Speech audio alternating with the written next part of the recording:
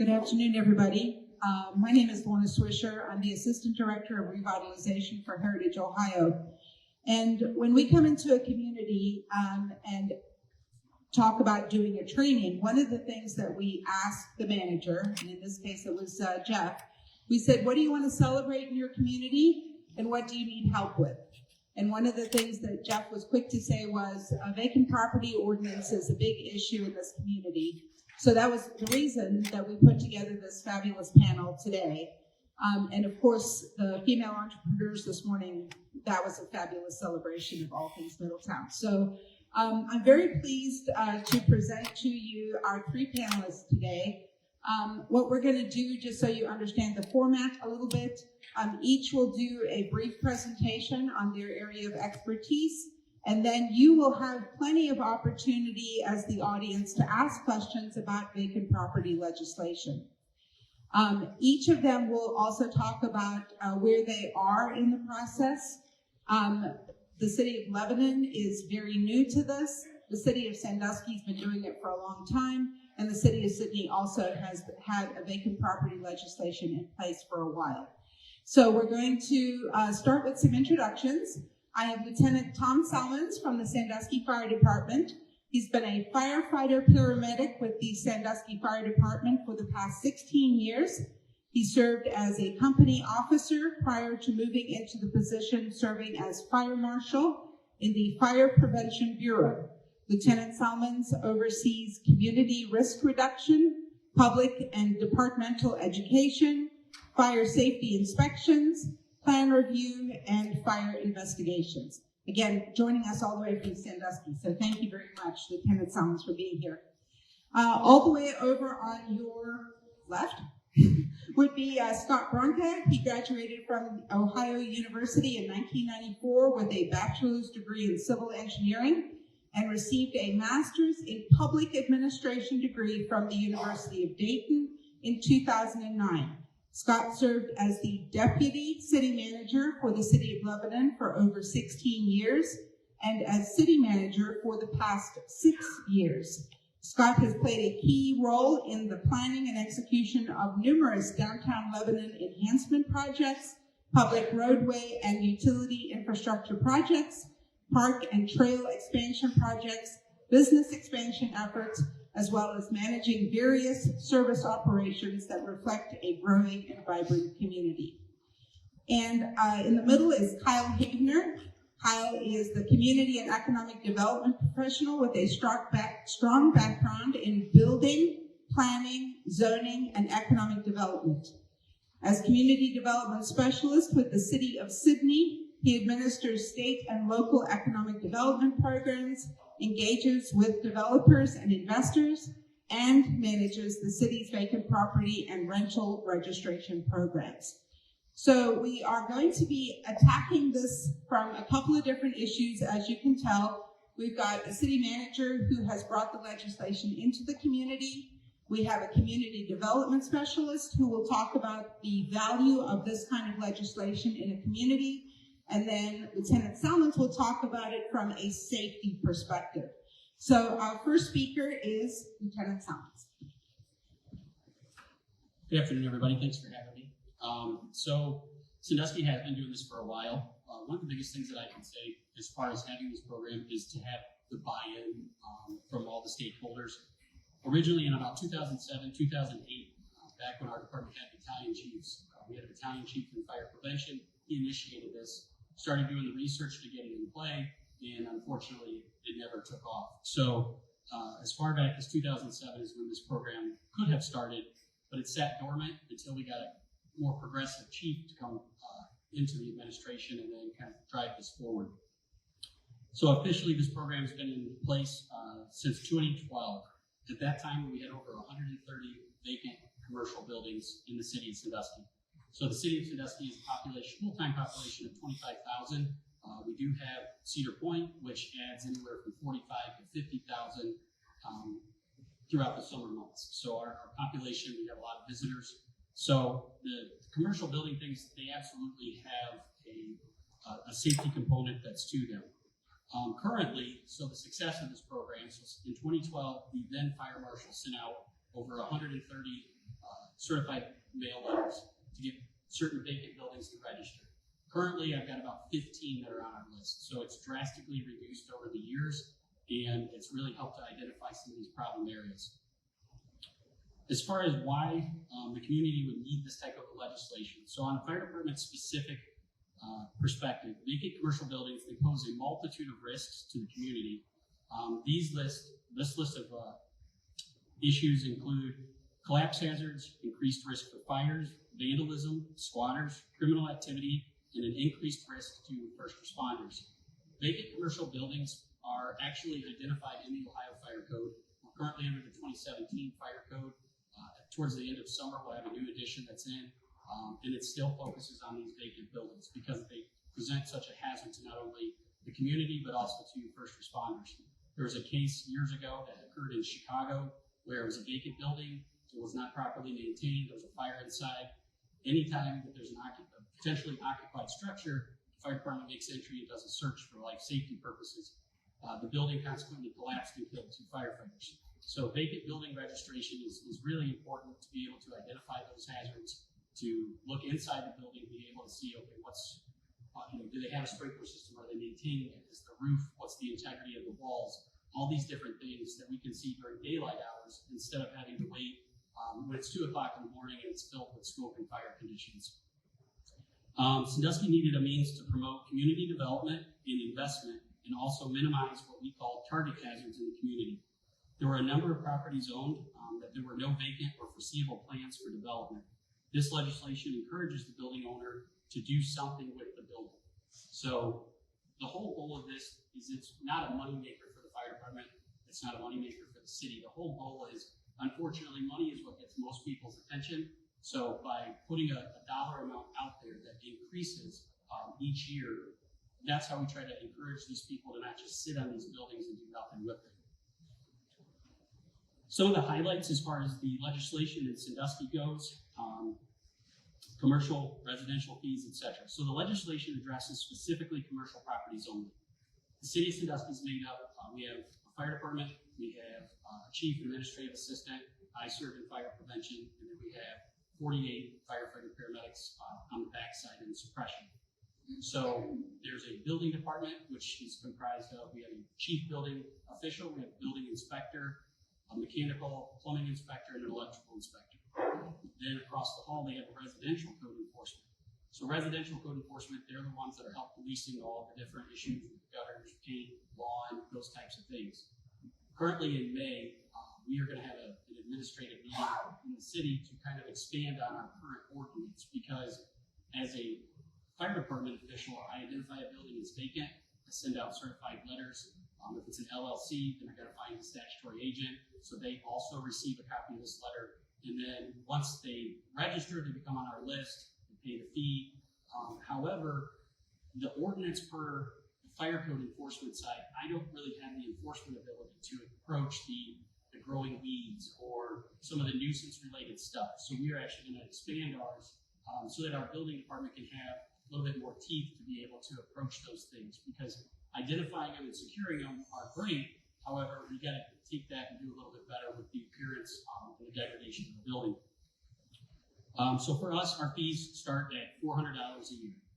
So basically how it works is I go through the community, going from place to place, I identify a vacant building, and I go back and I get to the auditor's website, get the information, and then that's when these certified mailers start to go out. They have 30 days to register from the receipt of that paper. For Sandusky, if you fail to register, it is considered a first-degree misdemeanor and it's tried criminally in our municipal court. That does present some challenges, specifically with LLCs, because what do you do with an LLC? So when it's a person, we're able to get more compliance. Those instances are fewer and farther between. Those were definitely more prominent in the beginning of this program.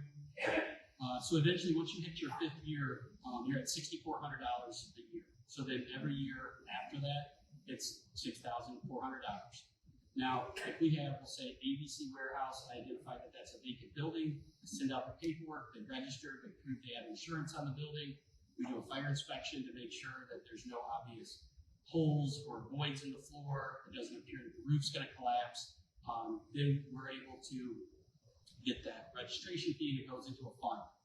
Then they submit either a demolition plan or a development plan, and if they meet the terms of that within that fiscal year, that money is returned. So like I said at the beginning, this isn't a moneymaker. That's not the intent of our program. The program is to just identify these buildings and get something done with it. So if you get up to that point, though, where we're 2-3 years in, that initial money is then foregone because you didn't meet the terms of that development plan in year 1, 2, or 3. So money can accrue, but it's in the ordinance that's specifically used to then be repurposed back into vacant commercial buildings, specifically like training equipment or fire suppression equipment. It's not anything that we could just go spend on anything. There is a clause in there. It is at the discretion of the fire chief. So this is very important. So we have a few properties we've identified as vacant. However, they were privately developed. There was no grants or assistance from the city or any other organizations, and they've invested their own time and money into these properties. They look great on the exterior. They look great on the interior. The example is we have an old PNC bank, completely remodeled, renovated, excellent building. The owners of that building are very particular, and they don't want to just allow any tenants in there. So by definition of our ordinance, they need the vacant commercial building. However, it's not in the same condition as some of our other dilapidated buildings. So the chief has the option that he can waive that registration fee. And I think that's a really important portion of that ordinance because it's not one size fits all. There is some exceptions and some subjectivity to this. And this program is citywide. It's not just our downtown area. So the entire east, west, and downtown areas, this program applies. So right now, we're getting ready to do a big downtown Sandusky revitalization. So downtown is probably one of our better areas that has gotten compliance and some development, but a lot as you start to go outside the downtown area, that's when the vacant buildings definitely start to pick up. We talked about why it's important as the line of duty debt. We also talked about there's significant risks to the safety of the community and firefighters. Oftentimes, doing these inspections, we find large holes, weakening structural members, collapse hazards. So by registering these properties, the owners are required to do something with the building. It gives us, as a fire department, a foot in the door to conduct a hazard risk analysis to identify higher risk buildings. We can then take advantage of knowing the ins and the outs of the building, like I said, during normal operating hours, not under fire and smoke conditions. We have a marking system that we utilize. So Fire Code has a section on vacant buildings and identifying them. So currently, we do not have any commercial buildings that have this indication on it, but it was a red metal sign with an X on it. 1/ or half an X or a complete X. And what that told us is if there was a red sign with a large white X on the building, we did not enter. It meant that the risk versus reward that we were going to subject ourselves to do not go into the building. That would be a specific defensive operations only. Fortunately, I'm happy to say we don't have any of those buildings because some of the vacant buildings that we have that were in that condition, we've got developers that are in there and we've strengthened the structural components and it's greatly improved. So those severe hazards no longer exist. They might be ugly, but they're not a huge safety issue. So specifically with the fire department, as I said, we are the stewards of the ordinance. So anybody throughout the fire department or city legislation, city administration can say, hey, there's this building, can you check it out? Then I go through, filter it out to see if it meets the criteria of our vacant building. So if a building is unoccupied for greater than 30 days, that's when it trips the registration of a vacant commercial building. Now, it does open the door to a lot of conversations because a lot of people think that what they're doing with their building is okay. However, we can't do personal storage in a general business district. So on the fire side of things, I've been able to learn a lot of things as far as the building code, community development, and zoning regulation. So when I said earlier about having every body that's a stakeholder on board, it's crucial because we really do lean on the building department to enforce their component, zoning to back us up to say, hey, yeah, this is a vacant commercial building, but I can only push this so far. Now it needs to go to a zoning appeals board. So getting the buy-in is crucial. Once it's registered, like I said, it's a we do it on a not traditional calendar year. So, because if I have somebody identified in November and I have them pay $400, if I was to then make them register again in January and pay $800, I feel like that's doing our community a disservice. So I have a spreadsheet that I order everything in. So if I send it out in March of 22, March of 23, it comes around again. And then it's just a matter of record keeping to keep on that year cycle. And then if things change, the property sells. The other thing that we do is we fill out an affidavit of vacancy, take that to the recorder's office so that some of these properties, which there are a small handful that they don't want to register, an LLC company out of Georgia that cannot do anything about it. So then it goes to the recorder's office. So then if there's a sale of that building, then we're able to recuperate those registration costs that have been delinquent. They submit either a demolition plan or a development plan. And then, like I said, if they accomplish that goal, they get that money back. We do the inspection, and like I said, we mark everything with those X markings. So I guess the clip notes from all of this is literally to say, get buy-in from everybody. It benefits. Yes, I take it personal because I have a kind of biased opinion for the fire department, so it helps to keep us safe. We take calculated risks. We say we risk a lot to save a lot, and risk a little to save a little. So if we can identify these target hazards and ensure that they're properly secured to minimize the opportunity for people to be inside and minimize the risks inside as well, that helps to protect us. But then also, if these inspections are conducted, we're able to make sure that the fire alarm systems, the sprinkler systems are up to date. So then fire is actually kept in check and there's early notification, which then minimizes dollar loss, which then minimizes a slew of other effects to the local economy. So community-wise, encouraging people to do something, it really helps to clean it up. And like I said in the beginning, money is what really gets people's attention. So that's kind of what we do in Sandusky. As a nutshell, we started in 2012, when that nasty COVID thing hit. The chief at the time gave everybody reprieve. So the last time we had people register was in 2019. I moved into fire prevention in 2022, and the administration said, okay, 2023, we got to get this program back going again. That was a challenge, which we will expand on later towards the end of this. That once you have momentum, keep that momentum, which COVID is what it is, and it squashed a lot of things, but it was very difficult to take something that was really good off the ground that kind of nosedived and pull it back out of the ashes. So, thank you.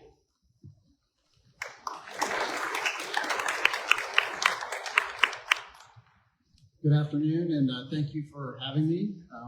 As Lorna mentioned, Lebanon's new to this, so I'm really here to learn from these guys on the pitfalls. But no, we started our vacant building registration program in late September of last year, is when City Council adopted the ordinance.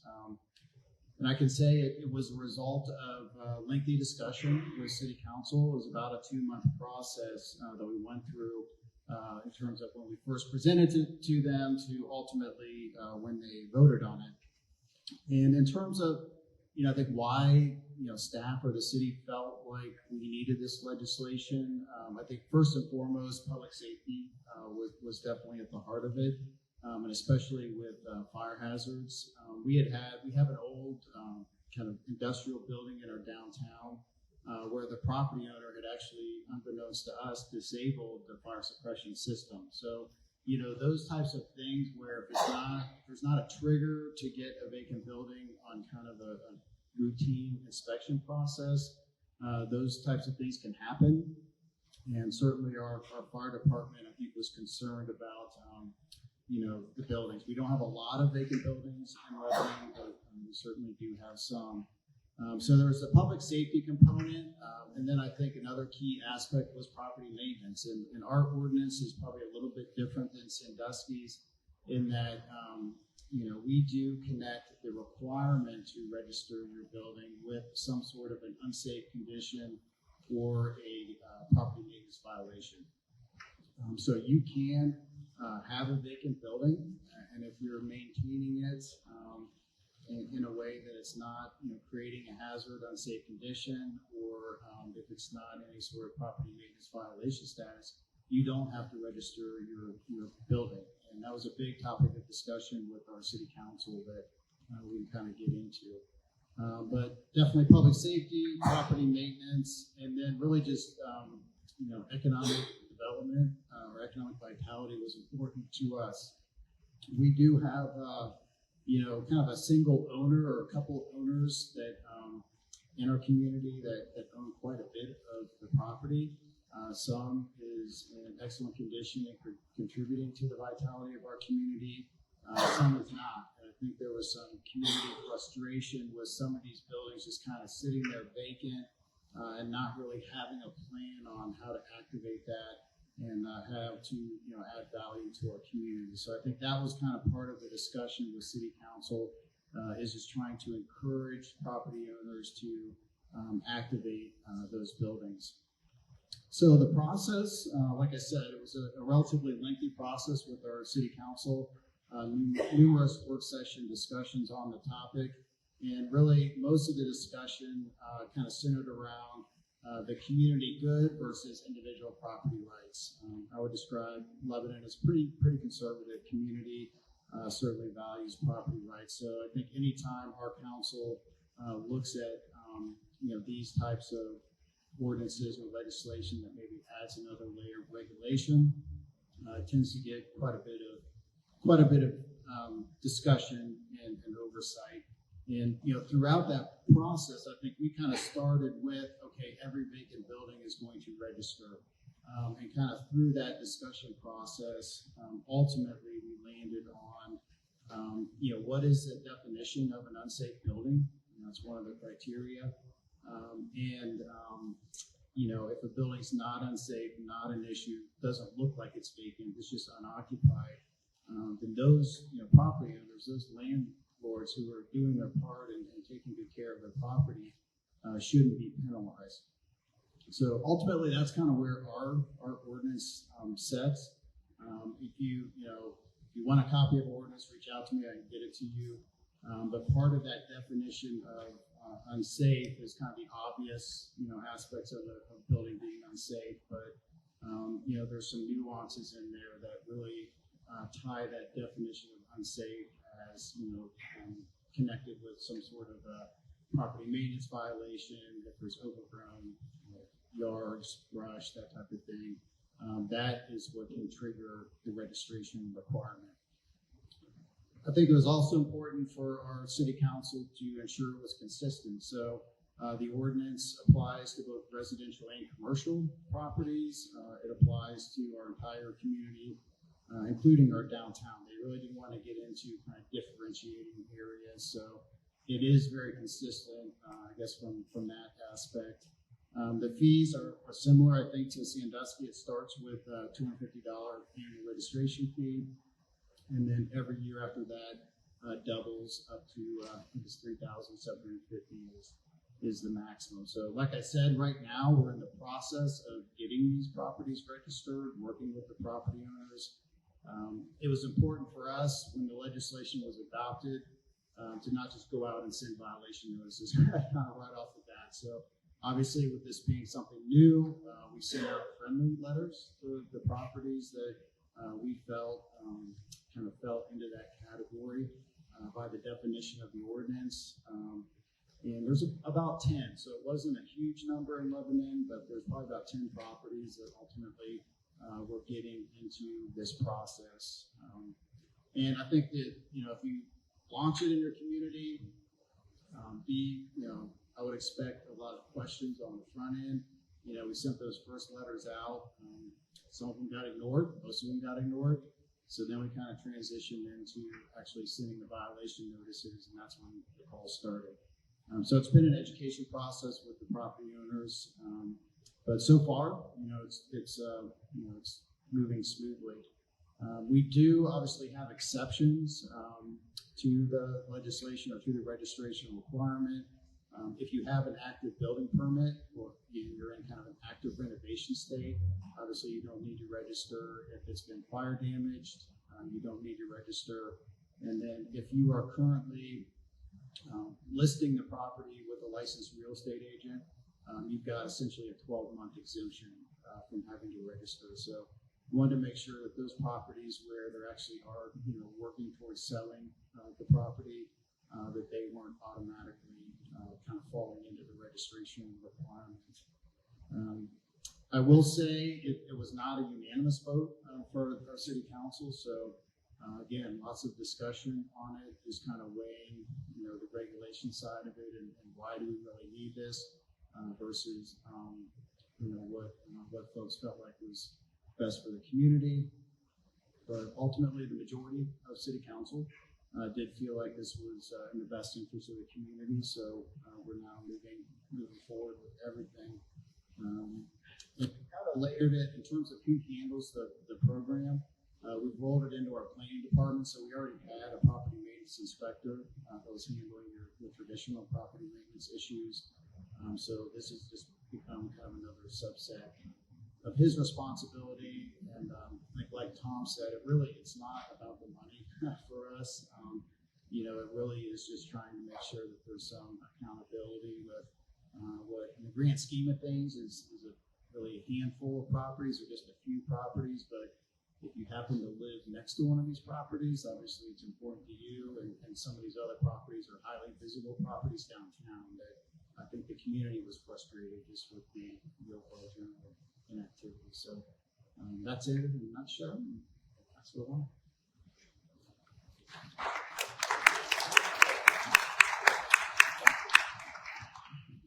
All right, hello everyone. Kyle Havenar again. So we, in the city of Sidney, I think this really stemmed from that 2008, 2009 housing crisis. Right here. Hello. All right, so again, Kyle Havenar, city of Sidney, and we've had this on the books since 2018. I think it really stemmed from the aftermath of the housing crisis, 2008, 2009. And Sandusky basically wrote the white paper on it, so we took a look at theirs very heavily and crafted our vacant property ordinance from that. It encompasses commercial and residential. And I think starting off, when we originally pitched this, before I actually got hired on with the city as the vacant property inspector. So this was my whole job when I first started with the city, was to come up with this program and stand it up and get it adopted. We were using census numbers originally from that, and it said we had 800 to 1,000 vacant properties in the city. Well, we quickly found out after I was hired and ran through the data that was counting actual housing units. So triplex was 3 numbers on that. So we were quickly able to kind of lower that number. And then I think shortly after I got hired, this is before we actually adopted the ordinance, we did a windshield survey. So I actually went out there and I drove around and took pictures of all of the properties. And I think we came up to around 300 vacant properties in the city. And this was in the wintertime too, so we had a lot of people that were already Florida snowbirds. So that we were able to count those numbers as well. Then through the adoption process with the city council, we got that number lowered down to 100 because they wanted to exclude those properties that were the snowbirds. So similar to your point, we came up with a definition of vacant property that you have to meet certain criteria. And if it was basically a house that was move-in ready, it was being maintained, you didn't have to register that property. So we got that number down after the adoption of the ordinance down to around 100 properties.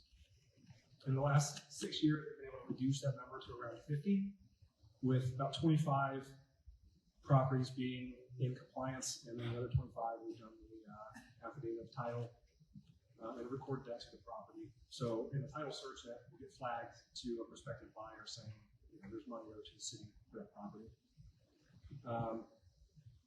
And then we also have the exemption. I think ours sound very similar ordinances with exemptions for building permits, and like it's actively listed for sale. They'll get an exemption and won't have to register that property. And the exemptions for the building permits would last for the length of the building permit. So if it comes and they didn't fulfill that requirement, then they're going to have to register that property. And I think this, so, the questions asked why the community needs this kind of legislation. And again, it stemmed from the housing crash in 2008, 2009. And I think individuals in the community really started taking notice. There were becoming more and more vacant properties, and that they were becoming deteriorating, right? So it took some time to fully recognize that. We got this adopted in 2018. There's quite a few years there. But I think our leadership in Sidney were very proactive in wanting to pursue this. And of course, our fire department kind of led the charge in getting that adopted. So public safety was definitely at the forefront. And as we witnessed this gradual accumulation of vacant properties, that we knew we needed to mitigate it, because vacant properties become attractive nuisances for criminal activity. There's that whole broken window theory that can lead to a simple broken window could be a factor that indicates a community is in decline, or a neighborhood is in decline, and it just has this sort of trickling effect that can affect more neighbors and more properties. So that was certainly something we wanted to kind of address.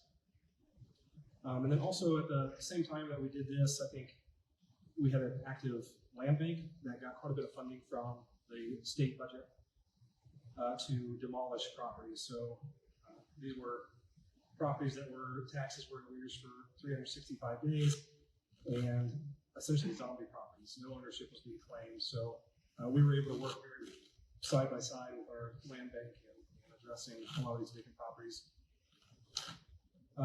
Some of the sort of standout highlights of our legislation: we have to appoint an owner agent if they reside over 50 miles from the city of Sidney.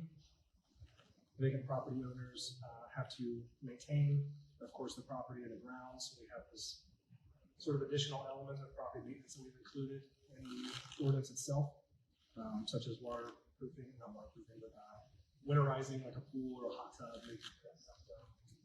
So don't go harbors. And then we also do a yearly inspection for commercial, and we do at the time of registration for residential, and every third year after that. Let's see. We also included council definitely wanted a carrot in the ordinance, so we also had a development plan put in place. And again, if you follow through to give us a timeline of your development and how you want to redevelop that property, you will get all the money that you've put in. It takes you 3 years, and you've got $1,600 now wrapped up in this. We'll give you that money back if you follow through with your development plan. It hasn't been very successful. I don't think anybody's even applied for it. So I don't know if yours has been very successful or not. No. So I don't know if I would include that or not. Came up with another program that I'd like to highlight here in a few minutes, but I think it works a lot better to get properties developed. Let's see, we have a similar fee structure. Residential starts off at 200, doubles every year. Commercial starts off at 400 and doubles every year after that 5th year, which is 3,200 and 6,400 respectively. So it can add up pretty quick. And that number, those assessments and these vacant properties, they end up getting a lot of code enforcement done, a lot of grass abatements, right? So it all gets assessed to the property. And then this dollar amount that's owed to the city or the taxes, it just keeps kind of stacking up and stacking up. So we came up with a program called the Revive program. The Revive program really aimed to revitalize and repurpose the vacant properties, right? Runs very side by side with our vacant property program. As the dollar amount gets higher and higher, somebody coming in wanting to develop that property, like, no way, I don't want to pay that money that I didn't put on this property. So we created the Revive program, and what it does is essentially we'll make an agreement with the prospective buyer to table all of the assessments and vacant property fees, water bills that they accumulated, and they give us their sort of development plan. they agree to get all the building permits that need to be done. And at the time that a new CO is issued, we'll do another inspection, make sure that property's now move-in ready, and then we will wipe those and remove all those assessments. And the new owner simply just has to pay the recording fee because that was the one that came out of the city's budget. So it's actually been very successful. We've probably done 15 to 20 that have gone into the Revive program, and it's really helped us get these vacant properties redeveloped.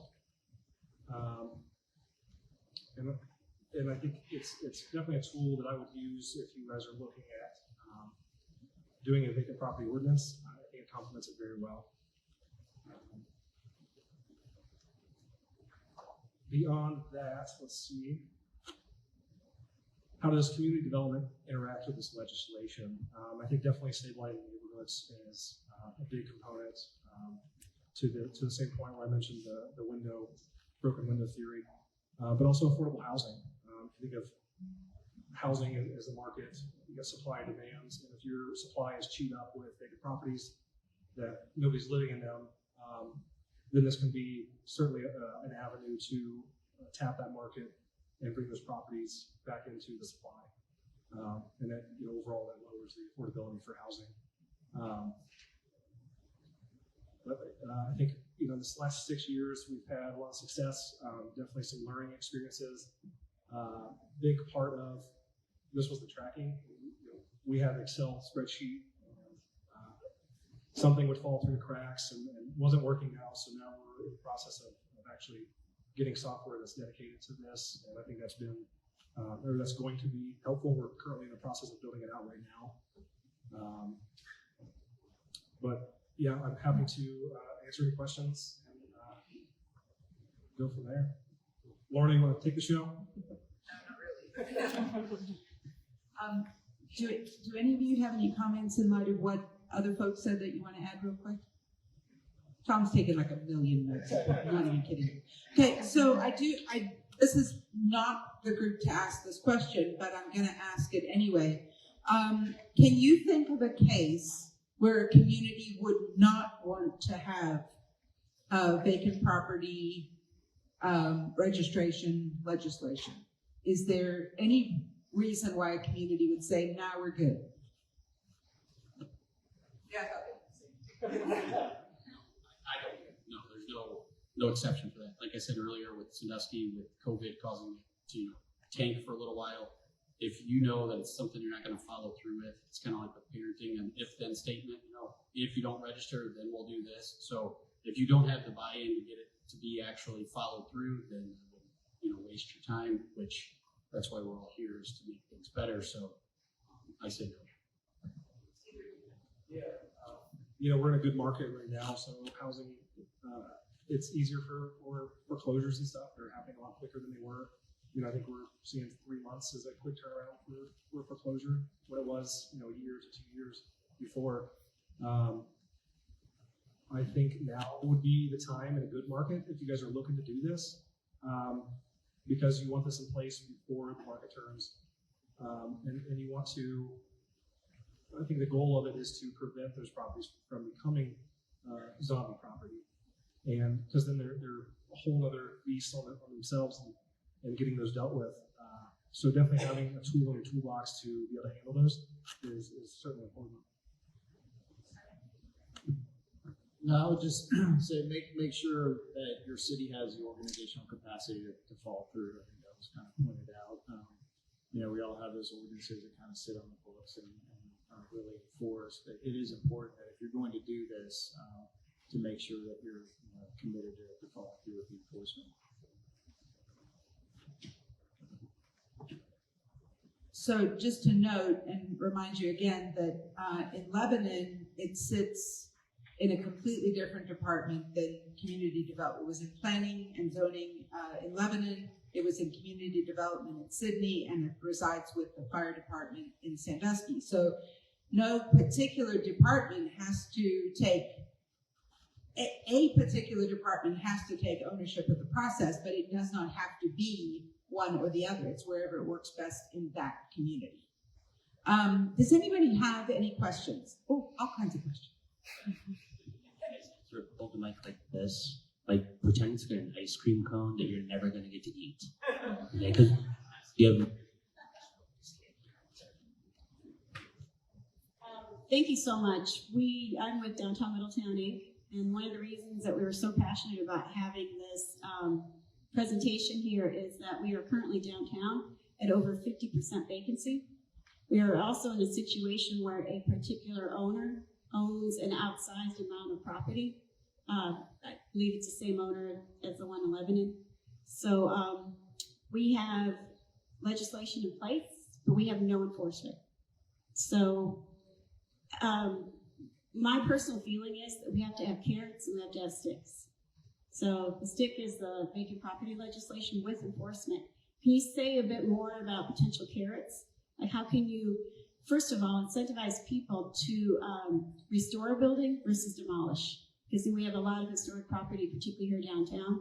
And that was one of the concerns from someone in the realty business, that owners would just say, well, this is too onerous, I'm just going to demolish. So I guess a couple of questions. How do you encourage restoration, and how do you prevent demolishing of historic buildings?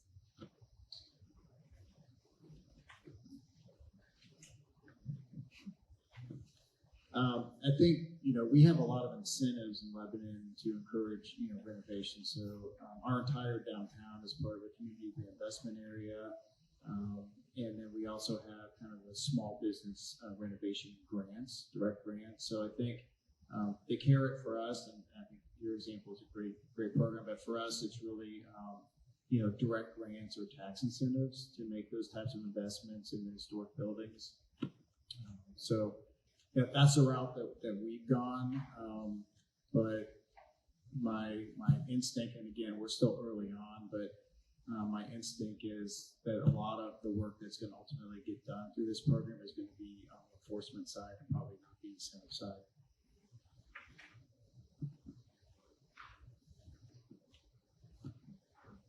We do have some grant money that they offer. Like we have louder? Okay. Yes. All right. So we do have some grant money. Like there's a grocery store that's currently sitting as one of our vacant commercial buildings, and they were recently given like a $300,000 grant to try to help restore that. So yes, I agree with Scott, though. It's unfortunately in the very forefront, there's a lot of sticks. So, but there are some carrots, if you will, in the middle. One of the biggest topics currently, like just one of the biggest things currently is the squatter problems. What we deal with how to deal with squatters and vacant buildings, because it can take months. So currently for us, the biggest thing is making sure that that building's secured. We have a property that's right along the railroad tracks, and we had some storms come through last August, and it was completely boarded up, doing great renovations inside. Storm comes through, we had a little microburst, blew out a lot of the plywood, and within 12 hours, there was beer bottles and stuff all over the inside, so it doesn't take an amount of time at all. For us, before we secure anything, we always have police go through and clear it, and then we secure it. So for us, that constant policing to make sure things are secured is my experience with it.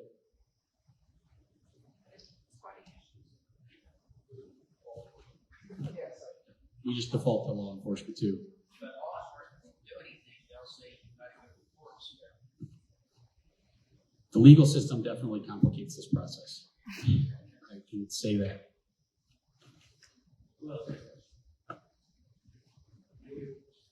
I have two-part questions. So I know,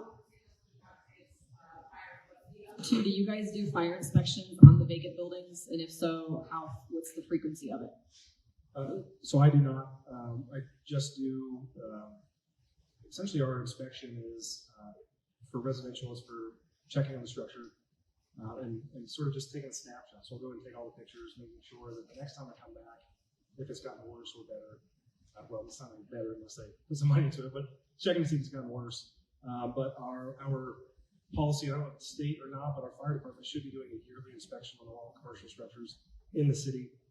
So I guess it's just a matter of making sure that your fire department is doing that.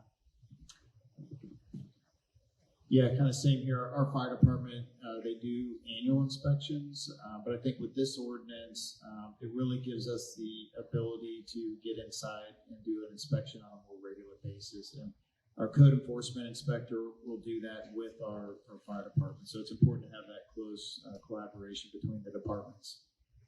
My second question was the implication of not filing or not paying the fee. So all of you submit it to the recorder's office, and then it kind of picks it up on the back end when it sells, or are any of you guys taking those and I take them to court. A second ago when I said the legal system makes things very complicated. So one of the biggest things that I've ran into with this is LLCs. So we have a couple properties. They actually, it's a triangular 5-point intersection. It's a Georgia-owned LLC. And so I go through, I identify it, I mail it, I get the certified mail that the owner of that LLC signs for it, and that's it. It's a dead duck in the water. So then I proceed to write up the charges, take it to the municipal court, and then that's where it dies because it's an LLC outside the state of Ohio. So we recently got a new law director for Sandusky, and he's looking now to then, if it fails on the criminal side, go civilly and start to put a lien towards the property as a way to kind of encourage it that way. So yes, you take them to court, but it's a long drawn out process. I have a specific property.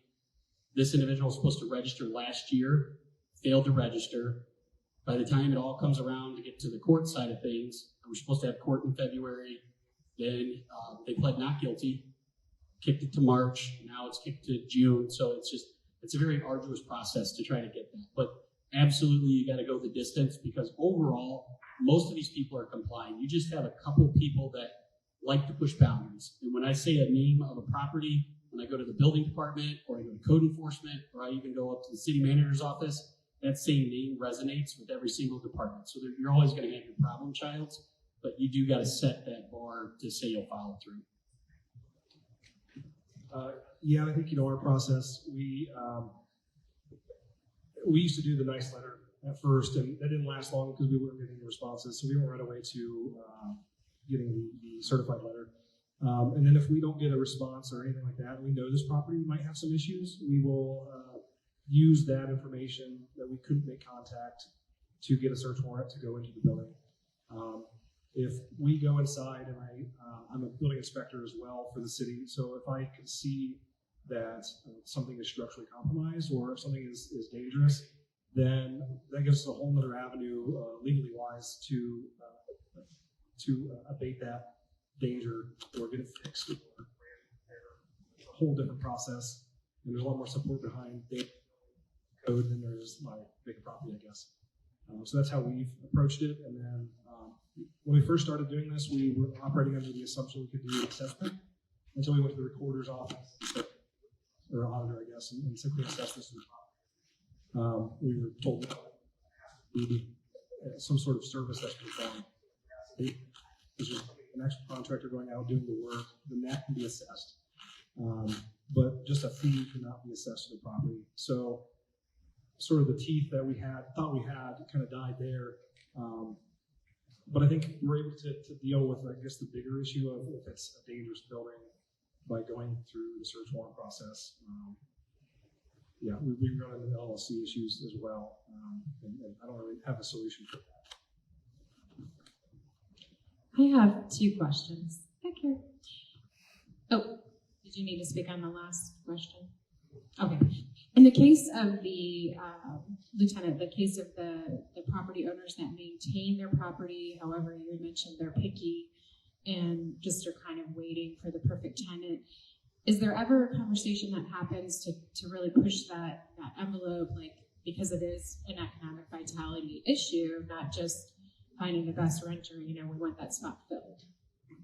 Yeah, absolutely. So it's on an annual basis. So it's a conversation that I'm the liaison. At the end of the day, the fire chief's, his name's what's on all of our paperwork. I'm just the steward of all of it.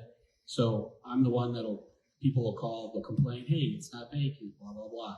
Or they'll say, hey, come take a look at it. It's completely renovated. We're waiting on a good tenant. So then I'll take that information. I go back to the chief and I'm like, hey, this is where we're at.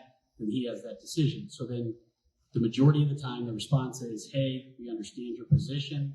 Thank you for contributing to the city. However, when this 1 year period comes back, if it has not been occupied, then you're going to have to register. So it's kind of a 1 year grace period that says, hey, we get what you're doing, but also you still got to do something with it.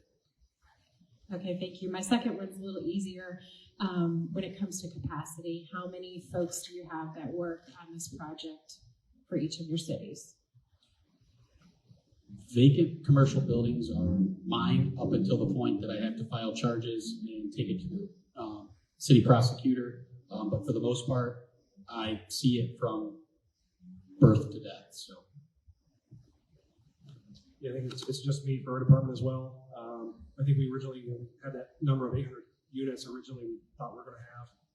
With that number diminishing, I was able to take on a lot of different responsibilities within my department, such as economic development. So I can still, once you get that first round of vacant property letters and stuff out, because you start off kind of in the hole already, but once you get that up and going and can continuously do it every year, it becomes a lot easier. You get some time back to be able to do other stuff. Yeah, we did not add any staff when we launched it. We kind of just rolled it into our property maintenance inspector's job duties, and he works closely with our city planner and then obviously our city attorney. And I would obviously recommend that your city attorney needs to be on board with this, because I do think from a compliance standpoint, there's going to be a handful of folks that court is the only way they're going to get movement on it. So the city attorney is heavily involved in it as well. Great, thank you all.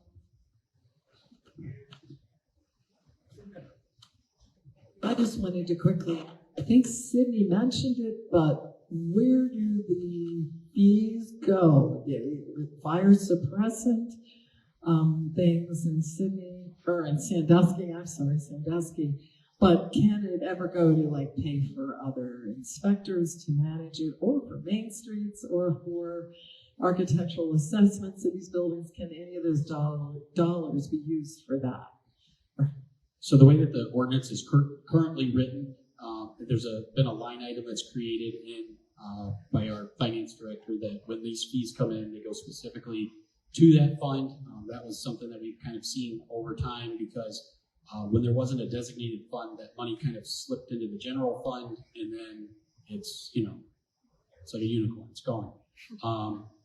However, the way that the ordinance is, it's specifically for fire prevention type things, whether that's new equipment for hazard specific things. So currently, when COVID hit and that money disappeared, we started out at zero. So right now, there's really not a whole lot of money in that account that it would amount to anything.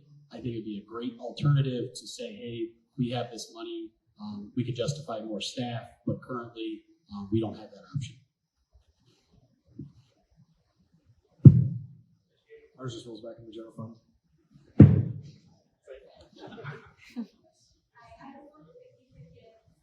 Details on how you define a vacancy for the commercial side. We have storefronts that are owned by business owners using them as antique storage, or like for supposed online businesses that they say they sell some of their things from. So how do you approach that with them saying, it's not vacant, this is occupied, we're utilizing this question? Great question. And that's pretty much like I said, it's once your initial round of letters go out, and I first go through like the battery of people calling with those types of complaints, and they just kind of berate you. So the first thing is just let them drain that emotional bubble, get that out of the way, and then proceed to educate them on the point of what the basis of this is. Reiterate it's a safety component, not a moneymaker. That helps to kind of defuse a lot of people. The other component, though, as far as identifying that, so, I've had our city manager send me a picture of properties, our administrative assistant. So basically, when we see a building that looks ran down, or we see something that a business has moved out of and it's vacant, I send the letter. So the way that our chief looks at it is it's up to the property owner to prove otherwise. So if it appears vacant, I'm sending out the letters. So then they have to contact me, and then we either set up their routine annual fire inspection, or we'll set up the vacant building inspection. But it really comes back on them proving that it's not being not vacant. So then I have to run kind of in collaboration with zoning, because I have multiple properties that people are like, no, it's not vacant. I use it for storage. So then I go to our zoning map and I see that's general business. So then at that point, I've identified it vacant. I tell them they got to register, then they can make a zoning appeal, which oftentimes in these specific cases it fails because it's general business. So with that, then it's more ammunition to say, hey, like, you can't use it for what you're using it for, so either sell it, develop it, do something. But yeah, you will get a lot of those calls. So we rely heavily on zoning for that to reinforce that it's an unauthorized use of the original zoning. Yeah, similar for us. We in our definition of vacant building, we actually put in used for other than a permitted use of zoning district in which it is located, unless the owner can provide documentation of a legal non-conforming use. It really puts the burden on them. And this has helped us in a lot of neighborhoods where old sort of corner markets used to be that have now turned into just storage facilities. We're able to approach them with the zoning aspect of it and say, well, you know, unless you can prove to us that back when our zoning code was adopted in 1964, that this was a storage facility, then you have to register the property now as vacant. And we've had a lot of success with those properties turning over and being reused and redeveloped. So that's how we approach it. I was just going to add, we have a stipulation that at least half of the building needs to be used, in a manner that's consistent with the zoning. So we did kind of provide, some sort of a threshold there.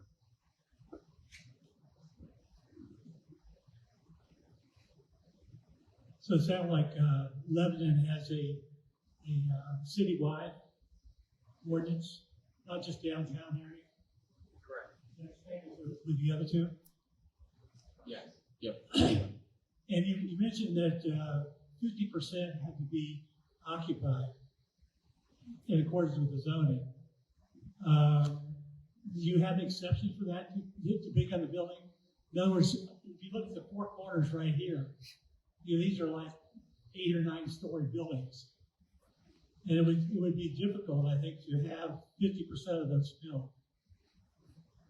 Yeah, I mean, there's the only exception would be if, the other space is being actively either, for lease or to sell. So there is the exception that if there's an active intent to lease out that vacant space, that will kind of get you a 12-month, exemption period. But yeah, we don't, we did want to kind of put that stipulation that at least half the building is used for its, zoning designation.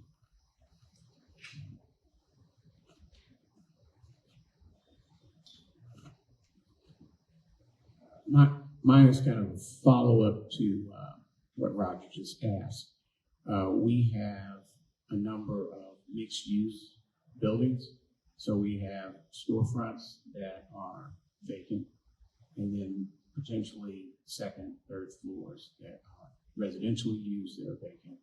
And we also have the opposite, where we have storefronts that are occupied, and then the upper floors that are vacant. So how do your ordinances treat these? Can you still say with a building that is, let's say, has a occupied storefront but vacant upper stories? Does that fall into the definition of being vacant, and then you're managing or you're pretty much following, tracking the activity there, or how does that work? Yeah, for us, unoccupied would be, half of the floor space, but then also the definition says at least half of the residential units. So it would be looking at both, correct? Yeah, ours does not address any of that. So just if it's under one ownership and they have 2 storefronts, if they've got somebody in there on one, then we don't look at that. We look at the building itself, not just if somebody's in there, then the whole thing's not going to be vacant at all. Similar to like a shopping strip, it's under one ownership, and all of the all of the storefronts are empty except for one, then that building won't be considered vacant. And we're the same, so we have a lot of the taxpayers type structures downtown where we do have residential on floors 2 and 3. The storefront is vacant. So we look at it as, again, yes, one owner, it's mostly occupied. So that's where futuristically we're looking at addressing that type of thing more so on the building code side of things. But if any portion of that building, we don't have a specific percentage. If it's occupied, then it doesn't make the list.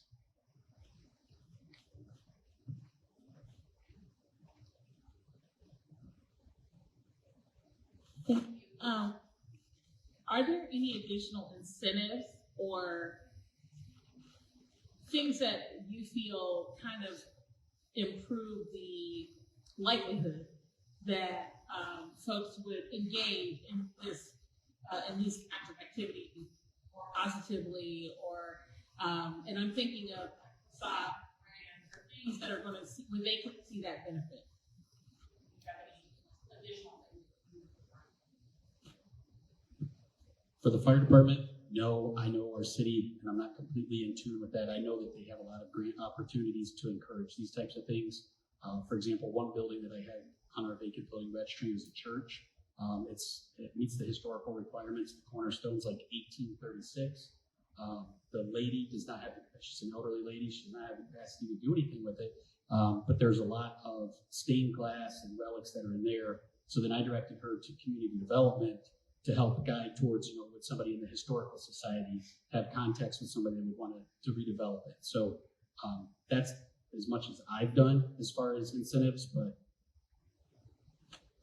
I think, for the residential CRA, that's automatically a 15-year, 100% tax abatement on the improved value added to that property.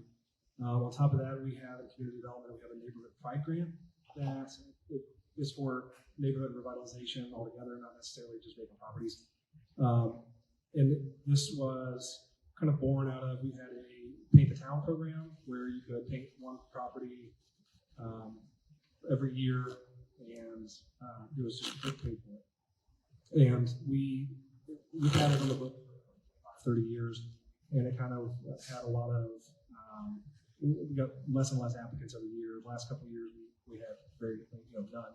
So that money didn't get used. The last one we did was, they had this White House that was, it was beautiful, but they painted it white again. So really the impact that we thought it would have on the community really wasn't there, because it just still looked like a white. Which I mean, it's not bad, but you hope putting the dollars into the community like that, you're getting some sort of impact.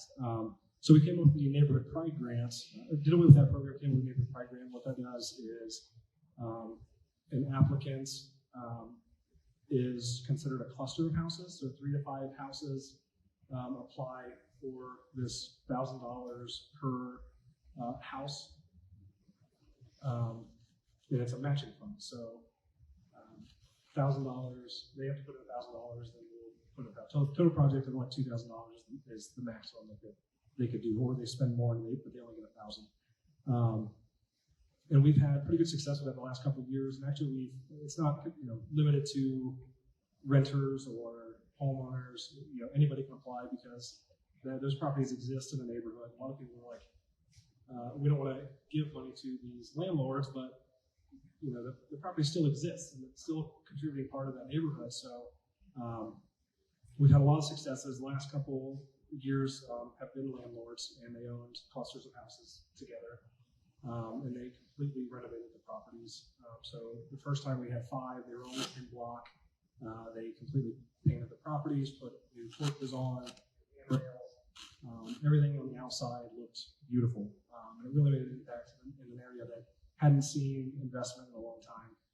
So we've had a lot of successes with that program. And if you're interested, you can reach out to me or go on our website and see more about that program. But we've had a lot of success. Yeah, I would just add, we do for commercial properties, we have a $10,000 facade improvement grant where property owners can, get a matching grant of up to $10,000 for facade improvements. Yeah, obviously, we have a lot of out-of-town owners. Is depending on how these fees go. Is it, Any ideas of when it might take foreclosure? Or maybe the fees and not doing anything. Well, I know one thing that our code does address in terms of out of town owners is they have to, when they, if it gets triggered to where they have to register, they have to designate a local, somebody local to manage the property. So that is one criteria to try to kind of drive that accountability. But for us, we really are treating these as any other property maintenance violation, where we'll send out a violation notice, typically give them 30 days to comply. We'll send out a second notice. If they don't comply after that second notice, then we'll take them to court. Yeah, it's important to keep in mind the vacant property fees cannot be put on the tax roll as an assessment. So we don't actually build up that vacant property fee to a point where it could be foreclosed on. The only thing we can do is that you just have to wait and see if they're paying their property taxes to see if they can be foreclosed on or not for that 365 days. But yeah, it's unfortunate because we originally adopted this. We thought we could do that, and it would allow us to foreclose on properties, but we couldn't do it. And I'm just starting to go down that process with our new law director, getting on board with the building department to get things declared a nuisance, so that way we can start that route. But I currently don't have any experience with that. What does the big problem get from? So the fee that they are paying, it's literally just leverage to get them to do something with the building, with the hopes that when they submit a development plan, that money will come right back to them. So we've got, there's a place in our downtown area. They are creating, it's called Sip and Spin. It's supposed to be a record soda pop type place. So they've submitted all the official architectural drawings. This is my plan. This is what I'm doing. And as long as they meet that, within that, their $400 then goes back to them. So it's more of just kind of a safety deposit to try to encourage people to comply.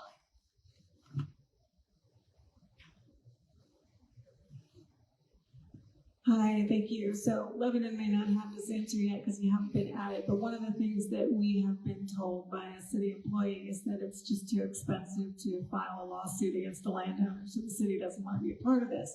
So I am wondering if those of you who have had these for a while, have you looked at, recorded, or been able to basically market how this has benefited your community to decide this is important, that it is worth making sure buildings are safe, and to see what you can do about getting buildings occupied, because then you're generating revenue from the property taxes and the taxes paid to employees and the sales tax that customers are paying. So do any of you have information on the positive community impact of making sure you don't have a whole bunch of empty properties?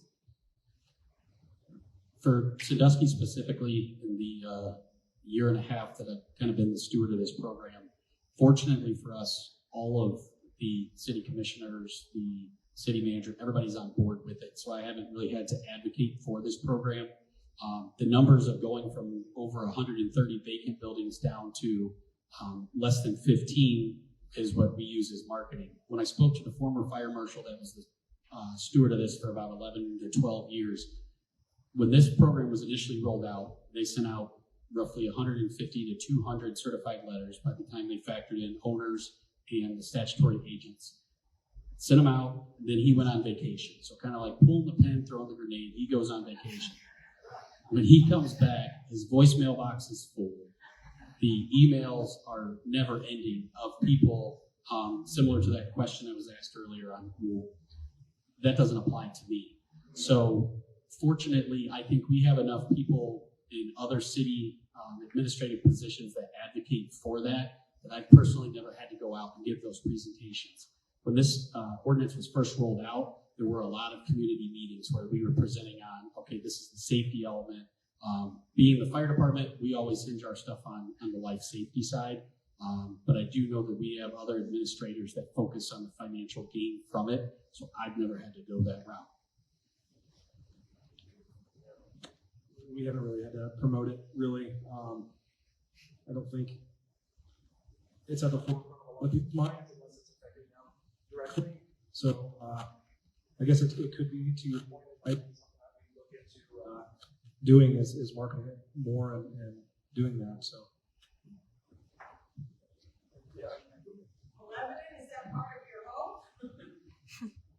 Yeah, I would say, we do have a well-established property maintenance program.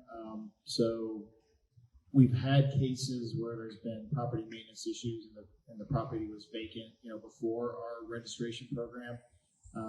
And going through the process of getting it into the court system for us has triggered decisions by the property owner to sell the property, which is a good outcome. I think for us, if they can't or aren't able to maintain the property or activate it, then we'd like to see them sell it and get it into somebody that can. So I think it's been a good process to actually get the property in an activated state.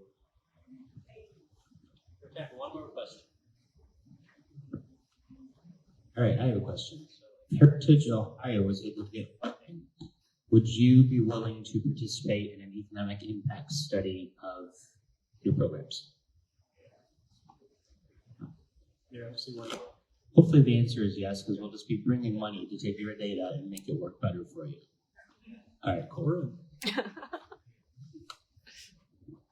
So I'd like to thank our panelists, Scott Brunka, City Manager of the City of Lebanon, Kyle Havenar, Community Development Specialist with the City of Sidney, and Lieutenant Tom Salmons, with Fire Prevention Officer for the City of Sandusky Fire Department. If I could get a round of applause.